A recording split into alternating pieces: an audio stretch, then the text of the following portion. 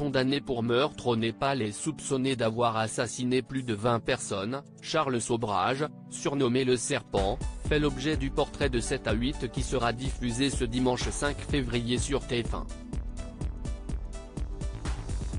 Une interview qui ne passe pas auprès des internautes. Le public a découvert ou redécouvert son existence dans la série Netflix Le Serpent. Pour cette fiction mise en ligne en 2021, l'acteur Tahar Rahim s'est glissé dans la peau de Charles Sobrage, qui a sévi en Asie dans les années 1970. Flanqué d'un complice et de sa compagne canadienne, celui qui se faisait passer pour un négociant en pierres précieuses mettait en confiance hommes d'affaires et touristes occidentaux avant de les droguer, les détrousser de leurs papiers et de tuer certains d'entre eux. Surnommé le Serpent en raison de sa capacité à manipuler ses victimes et à échapper à la justice, Charles Sobrage a été arrêté en Inde en 1976 et y a purgé une peine de 21 ans, avant d'être condamné à la prison à vie en 2003 au Népal pour les meurtres d'une touriste américaine et d'un Canadien. Mais contre toute attente, la Cour suprême du Népal a annoncé sa libération, le 21 décembre dernier, invoquant des raisons de santé. L'homme de 78 ans, soupçonné d'avoir commis plus de 20 meurtres, a depuis été transféré en France. Silencieux depuis son retour dans le pays, Charles Sobrage a accordé une interview exclusive à Audrey Crespo-Mara, qui sera diffusée ce dimanche 5 février dans l'émission 7 à 8, sur TF1. Une prise de parole qui choque déjà les internautes. Un fou dont on va faire un héros. Dans un extrait de l'entretien partagé par la chaîne sur les réseaux sociaux, Charles Sobrage détaille son mode opératoire, qui lui a permis de manipuler ses victimes avant de subtiliser leur argent, leur passeport ou d'autres effets personnels. Un comportement qu'il affirme avoir eu à 150 reprises, environ.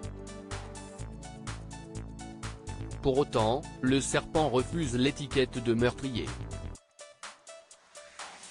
Je n'ai tué personne. Je ne suis pas un tueur en série, si est une affirmation. Et je le prouverai, a-t-il fermement souligné. Des propos qui ont eu le don de provoquer la colère des internautes, choqués que 7 à 8 lui consacre un portrait. Et les proches des victimes? Pourquoi donner la parole à un tueur en série? La nouvelle tendance, mettre en avant escrocs et bandits, peut-on ainsi lire parmi les commentaires laissés sous l'extrait posté sur Instagram. L'indignation est similaire sur Twitter. Un fou dont on va faire un héros. Quelle classe. Merci TF1 pour cette interview malsaine et nauséabonde, fustige un internaute, tandis qu'un autre critique un portrait scandaleux. Quelle honte, on sera sur une autre chaîne, on réagit d'autres tweetos.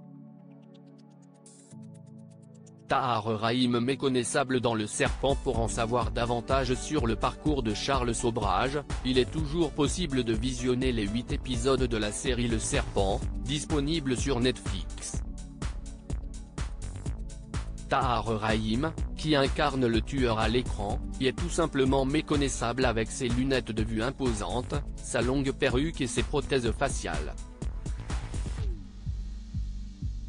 Un changement de look radical qui a même effrayé la compagne de l'acteur, Leila Bekti. C'est fou d'être aussi gentil dans la vraie vie et d'être si crédible en psychopathe. J'ai peur de toi.